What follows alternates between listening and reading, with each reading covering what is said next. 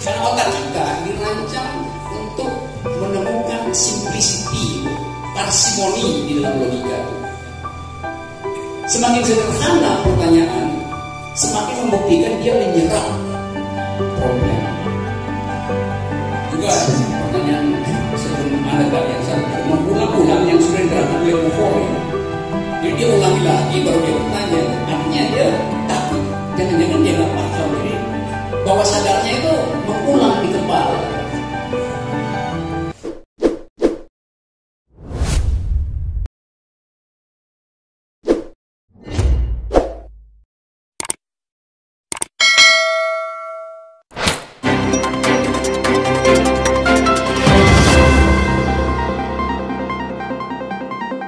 Audio Jungle.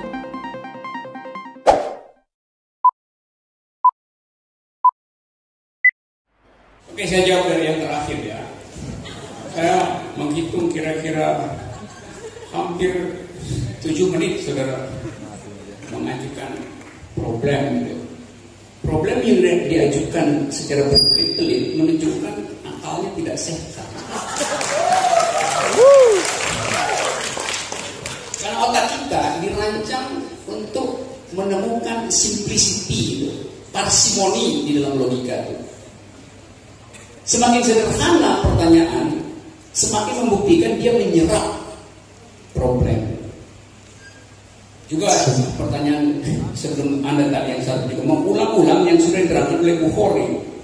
Jadi dia ulangi lagi baru dia bertanya. Artinya dia takut, jangan-jangan dia nggak paham. Jadi bawah sadarnya itu mengulang di kepala.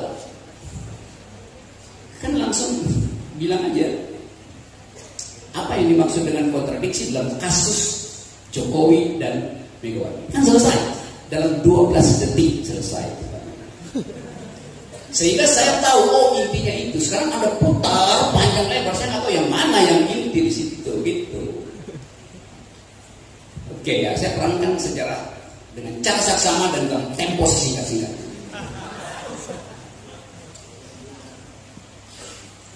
Di dalam penalaran kita memakai dua fasilitas. Yang satu namanya logika, yang lain namanya dialektika. Logika artinya menghilangkan kontradiksi supaya lurus. Dialektika artinya mendatangkan kontradiksi supaya ada sintesa. Itu dalilnya. Jadi dalam kasus Jokowi dan Megawati, Jokowi menginginkan kedamaian, Megawati menginginkan konfrontasi. Kan itu soalnya. Maka kontradiksilah keinginan Jokowi dan keinginan Megawati. Assalamualaikum warahmatullahi wabarakatuh. Ya, saya pindah ke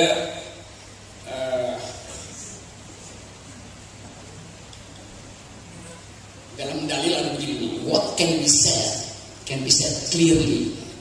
Atau bahasa Indonesia, apa yang bisa diucapkan secara jernih, yang tidak bisa diucapkan sebaiknya Anda diam diri. Itu logiknya itu. Tapi itu sekedar sekaligus saya kasih pelajaran kecil tentang berpikir. Lalu saya pergi ke awal tadi dari saudara Ipuk, rekomendasi buku cara belajar. Ipuk namanya. Memang saya sengaja pakai K, karena setelah KL, ya kan YKL, jadi KL, maka saya lompatkan satu aksara. Harusnya L, tapi saya pakai K dulu kan, supaya saudara maju ke L. Gitu. Itu sana nggak pokoknya. Ipuk, K lebih dulu dari L kan, seharusnya Ipul. Iya. Supaya kita tahu sekuensinya K lebih dulu dari L. Oke ya. K itu artinya kedumuan. L artinya literasi. Dan itu K-nya saya minta dikoreksi supaya jadi L, jadi Ipul. Ini putra literasi. Dia tanya tadi soal apa tekniknya. Teknik berpikir maksimal adalah think the unthinkable. Pikirkan yang tidak dipikirkan. Itu. Yang saya katakan tadi adalah yang tidak dipikirkan, yang kata Bukhari tadi, yang tidak ada di media massa, di mainstream media massa, di dalam percakapan talk show.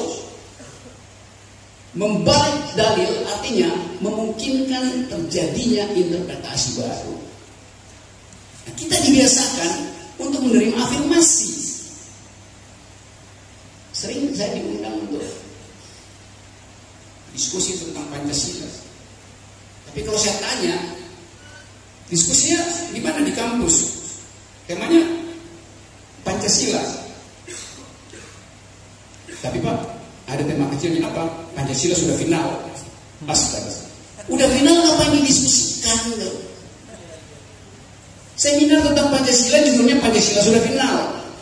Itu namanya kontradiksi di dalam pikiran. Karena ada ketakutan untuk berdebat, maka disebut itu tapi sudah final. Loh, seminar itu untuk membuat sesuatu tidak final. Itu maksudnya seminar. Ya kalau enggak, kan namanya indoktrinasi aja. Jadi lihat, rejim itu juga dungu menseminarkan sesuatu yang sudah final atau sudah finish. Buat apa? Padahal Pancasila membuka banyak kemungkinan untuk dibicarakan ulang. Sila kelima misalnya, keadilan sosial bagi seluruh rakyat Indonesia. Keadilan sosial, social justice bahasa Inggrisnya.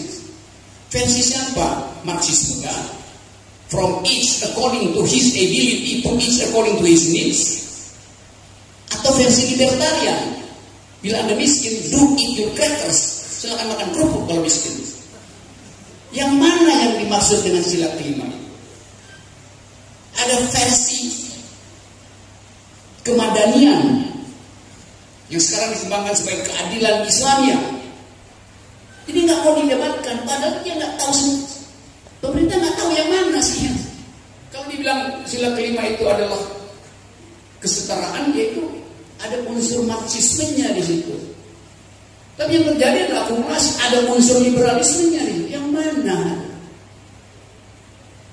Nawacita dasarnya adalah kesetaraan, prakteknya adalah akumulasi. Ini kan kontradiksi kan, soal-soal semacam itu. Jadi kita bongkar ini. Jadi berpikir artinya think the unthinkable dan deconstruct. Bongkar. Belajar pada Bukhari soal dekonstruksi. Ikut kuliah beliau. Jadi itu soalnya ya, saudara-saudara. Yang berikut saudara Sulfan ya, soal yang belajar tentang Sokrates. Sokrates sendiri adalah orang yang mengajarkan metode yang disebut maiotika tekne. Artinya tugas dari dosen, tugas dari guru adalah membantu persalinan. Maiotika tekne artinya teknik untuk membantu ibu melahirkan. Dengan kata lain, anak didik itu yang dia kandung adalah potensi berpikir. Tugas dosen, tugas guru adalah bantu potensi itu menjadi manifest. Dengan cara tadi, think the unthinkable. Jadi tugas guru, tugas dosen, tugas pendidik adalah seperti tugas bidan. Hanya membantu melahirkan. Dapat? Itu namanya maiotika tekne. Nah yang salah mengerti sekarang seolah-olah sekarang saya disebut sebagai seorang sofis. Rocky Gerung itu sofis, berbusa-busa di depan mic dalam upaya untuk menyulap, menyihir supaya orang ikut pikirannya. Dua hal salah itu dan dibayar. Sofis itu di dalam sejarah pemikiran filsafat, seluruh filsafat awal adalah kaum sofis. Mereka yang berdialektika. Jadi sofis itu pertama kali muncul sama seperti LBH muncul, kontras muncul, membantu rakyat yang tidak mampu berdebat di pengadilan. Karena itu kaum sofis bilang, saya wakafkan pikiran saya untuk membantu rakyat. Lalu salahnya di mana jadi sofis? Kan Karena tidak semua rakyat mampu untuk berdebat di depan pengadilan, mempertahankan tanahnya yang mau diambil oleh penguasa di Athena setelah perang Peloponnesus.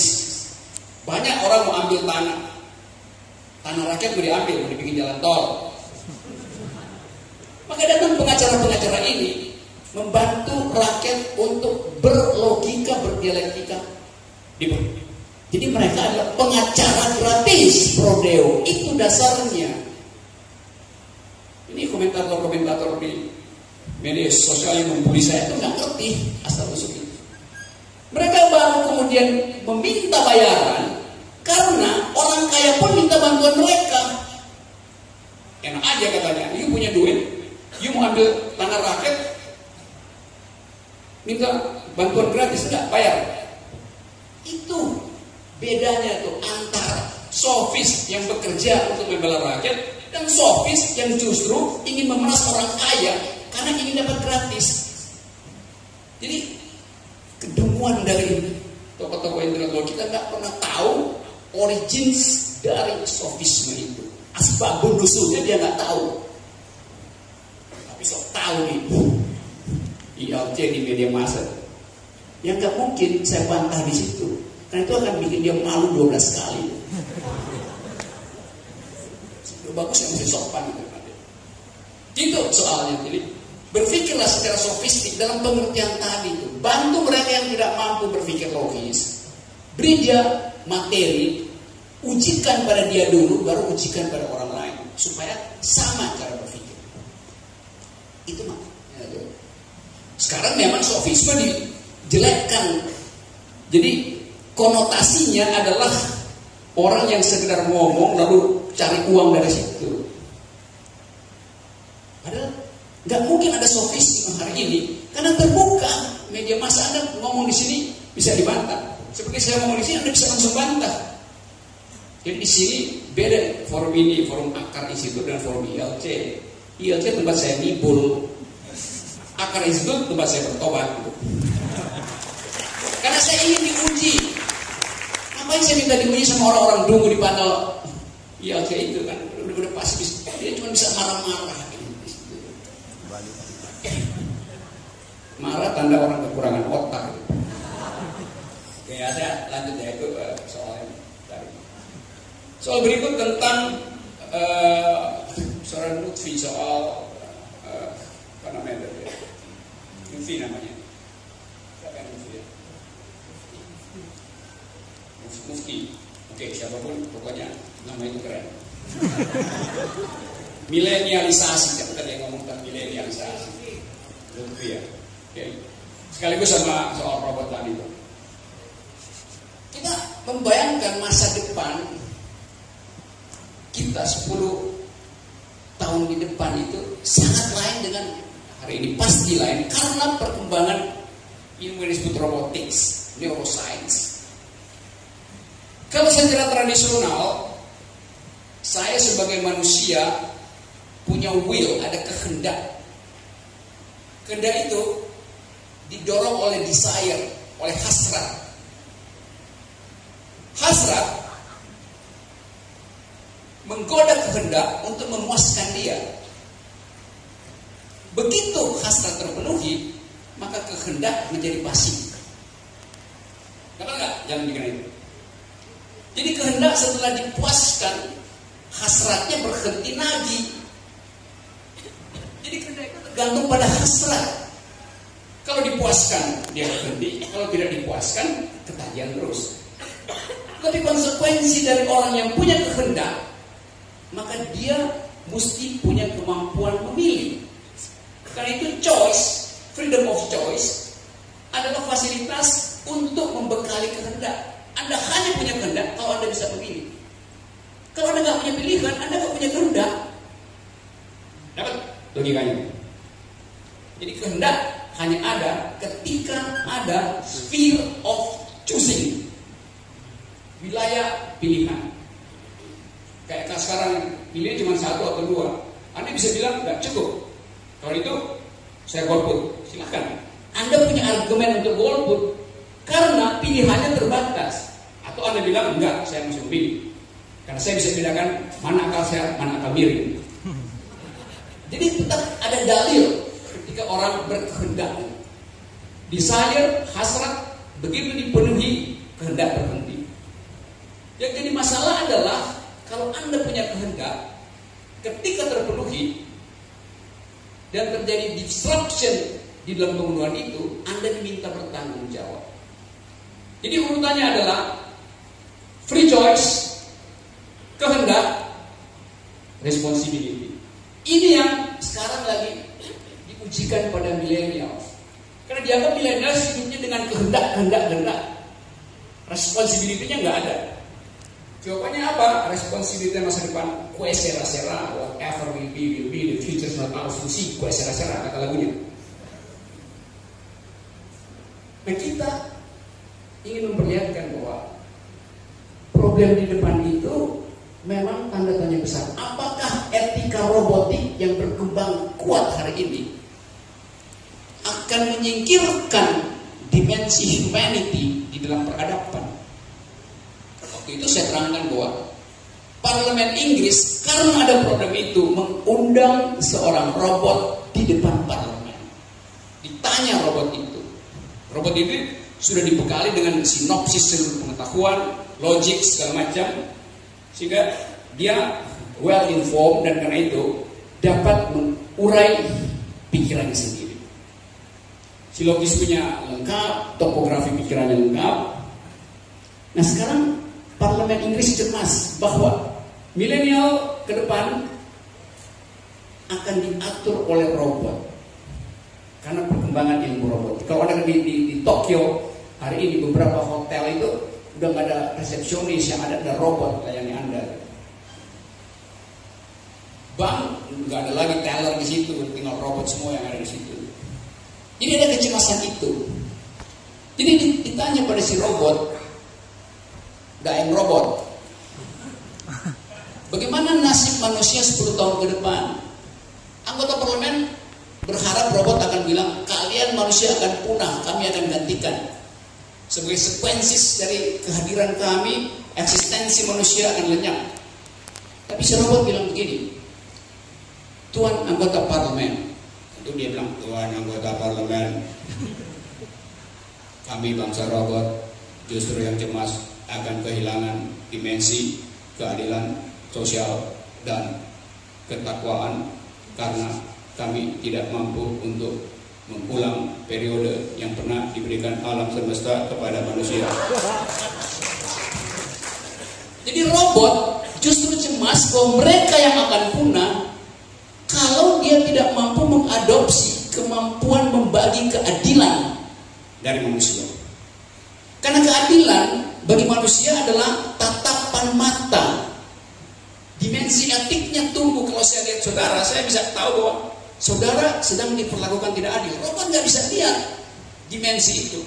Robot bisa bikin kalkulasi secara statistik. Adil artinya utilitarian, big happiness untuk big number.